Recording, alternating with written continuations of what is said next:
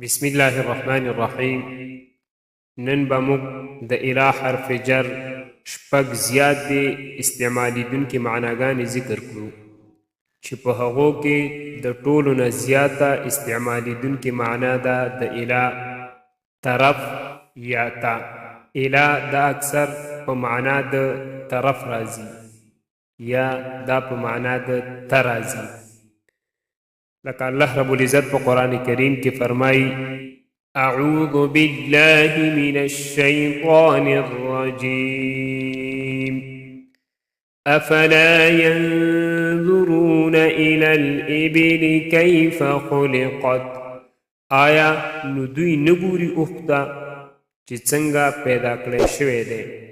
دلته دا الى الابل کې دا اله په معنا د ته دی.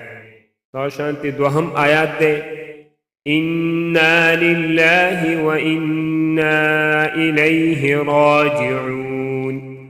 یقینا مک دا اللہ یو او یقینا مک اللہ طرف دا واپس کی دن کی. دلتا دا الیه کی دا الہ دا پا معنی دا طرف دے. نو الہ پا دے معنی کی زیاد استعمالی کی. د اله دوهمه معنا اغا انتها دا یا پوره. لکه الله رب العزت په قرآن کریم کې فرمای ثم اتموا الصيام الى الليل. بیا پوره کړئ روژه تر شپې پورې. نو دلته اله دا په معنا د پورې ده انتها. دریم اله په معنا د معا. لکه الله رب العزت په قرآن کریم کې فرمای ولا تأكلوا اموالهم الى اموالكم اے مع اموالكم.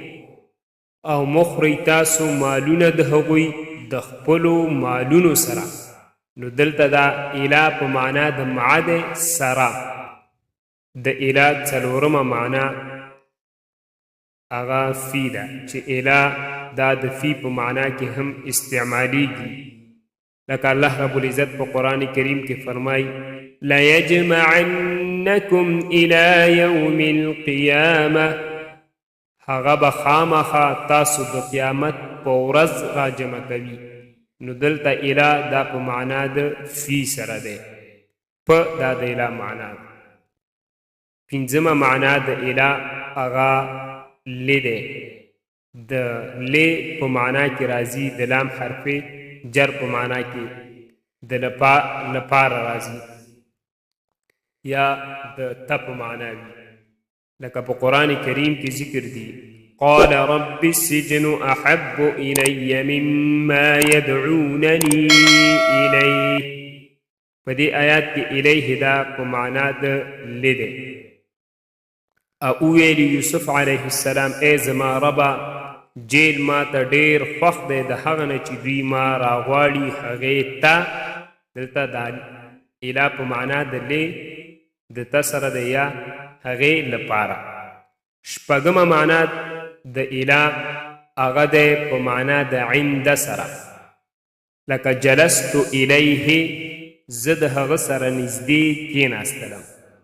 نو دا شپږمه معنا د اله وه. په دې مثال جلست الیه کې اله او عنده قریب المعنا دي ځکه چې دا دواړه د چا سره نږدې کېناستل یا موجودېدل ظاهروي. لیکن په دې دواړو کې یو باریک فرق موجود دی. جلست الیه کې د اله استعمال دا ظاهروي چې ناسته سره د توجه وه. او د جلست عنده مطلب وی چې زه د هغه شخص سره کېناستم لیکن په دې کې د توجه او مائل کېدلو مفهوم کم.